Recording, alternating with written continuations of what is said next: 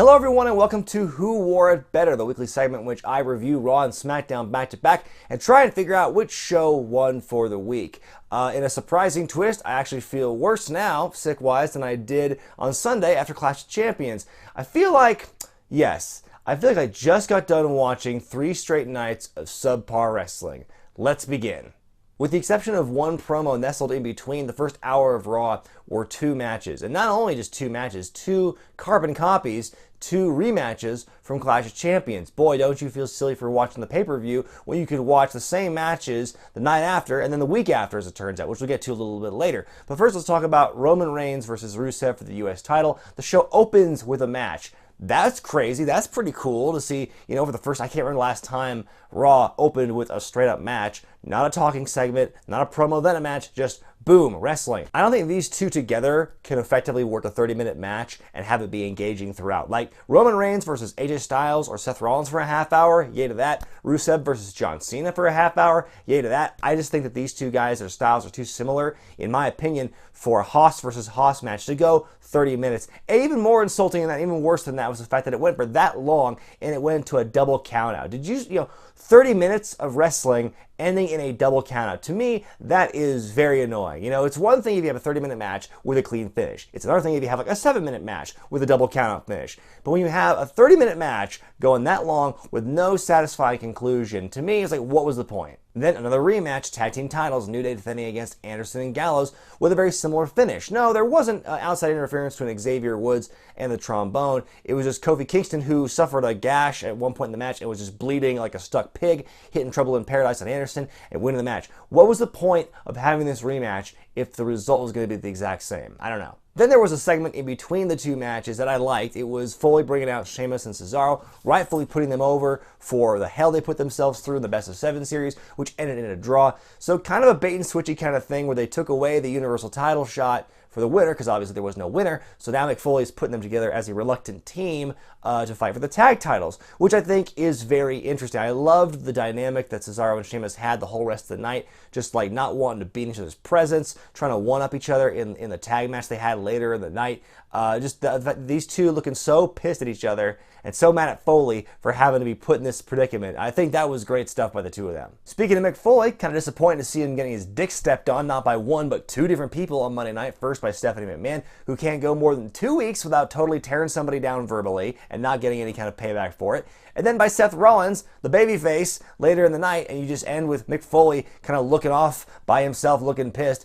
Is this going to go anywhere? Is Mick Foley going to grow a backbone? What is this leading to? Let's jump around a bit to the 2 cruiserweight segments they had on Monday night. First off, Rich Swann and Cedric Alexander taking on Lindsay Dorado and Drew Gulick. That was a really fun match to watch. Both the cruiserweight matches on Monday night, to me, were more entertaining than the TJ Perkins-Kendrick match from Sunday. Both matches were full of high impact, fast, flying, flippy-doo stuff, the kind of stuff I want to see in my cruiserweight action. I like the spot where Gulick caught the leapfrog attempt into a sunset flip. That was really cool. I'd never seen that before. Ultimately, Swann and Alexander win with the Rich kick to Gulick. You can tell right away, I think they want to focus more on guys like Swann and Alexander. Those guys so far are the ones they've given the most focus to, besides TJ Perkins and Brian Kendrick, and they're the ones that the fans are cheering for the most. And that's kind of a relative thing, and I'll get to that in a minute. Then there was a non-title match later in the night, TJ Perkins taking on Tony Nese. And again, I thought this was a really fun match to watch. I loved it. But then, I think the biggest takeaway, the biggest news story about this match was the fact you had the fans chanting CM Punk and Randy Savage in the middle of this really enjoyable cruiserweight match.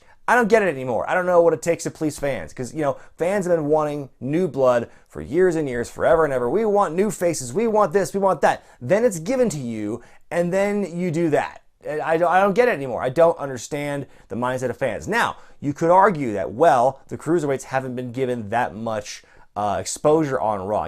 Certainly they've been hyped a lot. Cruiserweights are coming to Raw. Cruiserweights are coming to Raw. But unless you watch the Cruiserweight Classic, which not everyone has, you don't know what these people are about. And sure, they're showing these like 30-second packages on Raw for the TV viewers, but the live crowd's not seeing that. I did mention in my Cruiserweight Classic review that I was afraid that they would do this. The way they would present the Cruiserweights was too similar to how they presented the women last year in the Divas Revolution. It was just like, look at these people you talk so much about. Here they are. Hooray, cheer for them. And like without giving too much time and effort into building them as characters. And that to me is the biggest letdown. That, I think, is why fans wanted to chant CM Punk and Randy Savage. And it's disappointing. I think it's kind of a thing where I'm mad at both sides. I'm mad at the fans for not giving these people a chance, and they're giving you the action that you want, and they're the new faces that you want. But at the same time, I'm also mad at WWE for not investing and not putting time into building these people up and making us want to care. So anyway, Perkins wins the match, and by the way, next week there's going to be another Clash of Champions rematch for the title between TJ Perkins and Brian Kendrick. Great. The heels were delivering fiery promos all week this week, and I'll talk about SmackDown in a little bit, but you had Charlotte delivering a really good promo, really strong heel promo before Sasha Banks cuts her off and they have their thing. Then later in the night, you had the highlight reel. First of all, I find it a little disappointing that Jericho is going to be in this little mini feud now with Ashton Kutcher and Danny Masterson. But then, of course, Kevin Owens' promo I thought was great in the highlight reel. That was really fun. And really, the highlight to me for the highlight reel was the interaction between Big Cass and Chris Jericho, the whole Santa Claus thing. Jericho saying, I'm going to sit in your lap, and then he says, no, I'm going to punch you in the face. I thought that was pretty funny. A very rare bright point for me in the show and the last hour. Over that point, I just didn't care anymore. The main event was Enzo and Cass taking on Jericho, a SummerSlam rematch. Night of rematches, except for the Bayley Jobber match we had as well. But then, and by this point, like I said, fine match, emphatic powerbomb victory by Kevin Owens at the end of the show. By that point, I was just so tired I didn't care. Moving on to SmackDown. Opening segment, Randy Orton kicks things off with a promo. Bray Wyatt interrupts him, and Orton is now led on this wild goose chase throughout the night, which we'll talk about later. Let's move right on to the first match of the night. It was 8-man tag. It was the Usos and the Ascension versus Heath Slater, Rhino, and American Alpha. New pants and new music for the Usos. It's completing their new look. They're bad men giving bad men bad looks. Otunga finally finished his story about the Usos and Rikishi, talking to Rikishi at that Hollywood set. Thank God. I was on the edge of my seat all week waiting to hear the end of that story. The match ends when the Usos defeat the good guys. They give the Tequila Sunrise to Slater, and that's making them look really good going into No Mercy for the tag title match. Moving on to a rematch from last week's SmackDown, which actually happened this time around. It was Carmella and Natalya taking on Naomi and Nikki Bella. This is actually a pretty fun match to watch. For one of the 3 matches, yes, 3 matches we had on this 2-hour show, I thought it was actually pretty fun. I am now buying into Carmella as a heel. In the last few weeks, I was kind of ambivalent toward it. I didn't really care about Carmella as a heel or a face. Her heel turn didn't mean much to me because I didn't watch her a whole lot at NXT. But, what she's been doing these last few weeks to me is classic heel stuff, and I love it. I'm totally on board with Carmella as a heel. And Carmella, again, beating Nikki Bella in the ring. I don't know why. A roll-up of all things was the thing used to finish her. I thought it was kind of a lackluster way to finish the match. Obviously, she didn't grab the tights or, do anything cheating so much. She just kind of beat her clean, which I thought was very interesting. But yes, again, I'm all aboard the Carmella hype train now. Speaking of women on SmackDown, the women's champion Becky Lynch gets jumped by Alexa Bliss, and that is that, okay? Moving on to what, in my opinion, was the highlight of not only SmackDown this week, but all 3 nights of wrestling, was The Miz's homecoming celebration in Cleveland. I thought it was great. I loved that hype package they played for The Miz, showing just the evolution of him being this wannabe wrestler on the real world, to being this dorky face that nobody liked, to being a legitimate heel that nobody liked. He ran the gamut, and he made the full evolution. I loved the promo that he had, not only to the crowd about, where's my big celebration, I'm better than LeBron James and stuff like that. Then Dolph Ziggler comes out. Oh, there's parents involved too. I thought that was really cool too. Dolph Ziggler comes out and, cuts another very passionate promo. And then it finally goes somewhere, Dolph Ziggler wanting to put his career on the line against The Miz for the title. So now there's this new added wrinkle, this sense of urgency between the two in their feud. Title versus career. I think that's great, and I think that's one match I'm really looking forward to at No Mercy. The whole Randy Orton Bray Wyatt thread that happened throughout the whole night was just kind of weird to me. Like the whole thing when he turns the arrow and all that stuff. And then at the end, I like the idea of Orton beating Wyatt at his own game. But then the ending was so weird. It was weird enough with Orton sitting there with the mask and you hear the music and you see it all jumping back and forth. But then there was a production botch and you see that same clip start from the beginning and you see Bray just sitting there talking and there's no audio and they have to cut to the announcers who don't have much better to say. I love JBL saying, oh boy, when these two are finally going to collide. They already did collide. They just collided, you idiot. It was dumb. Main event time, the WWE Championship match. AJ Styles defending against Dean Ambrose in a rematch from Backlash. This was another solid match between these two guys. Nothing we hadn't seen before, but still a very solid match fun to watch. John Cena on commentary was interesting. Him talking about how badly he wants to tie that record now, Ric Flair's. I thought that was good motivation for him.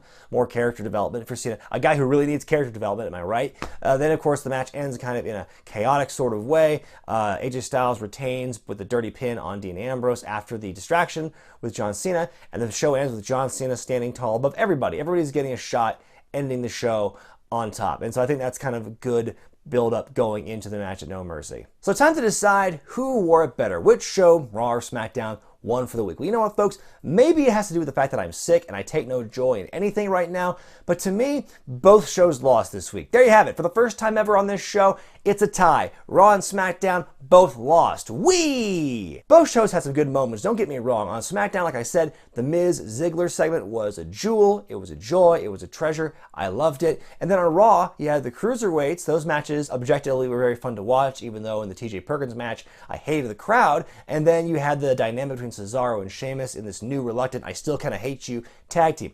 And that was a lot of fun. But neither show really did it for me this week. You know, SmackDown, it was 3 matches in a 2-hour period. 2 of them were tags. 1 of them was an 8-man I couldn't care less about. Everything else was some kind of combination, something we'd already seen before. And then the Orton Wyatt segment, it was interesting. It was a little weird, but how is that to me? It didn't really do a very good job progressing the storyline between these two. And then on Raw, you start the show out with 2 straight rematches from the pay-per-view people just paid money to see the night before. And, you know, with the finishes, neither of them were that fun to watch either. Did I really just sit and watch 30 minutes of Reigns and Rusev to have it end in a double countout? Get out of here. And then the tag team match. Again, if the result's the same and nothing happened storyline-wise between the 2 teams, if the titles didn't change hands, what was the point? And to top it all off, now this whole Triple H storyline has completely deflected off of the Seth Rollins-Kevin Owens dynamic and is now part of the storyline between Stephanie McMahon and Mick Foley, these 2 non-wrestling authority figures in this power struggle. I just don't get it. So yeah, Raw and SmackDown this week both had a couple of high points here and there,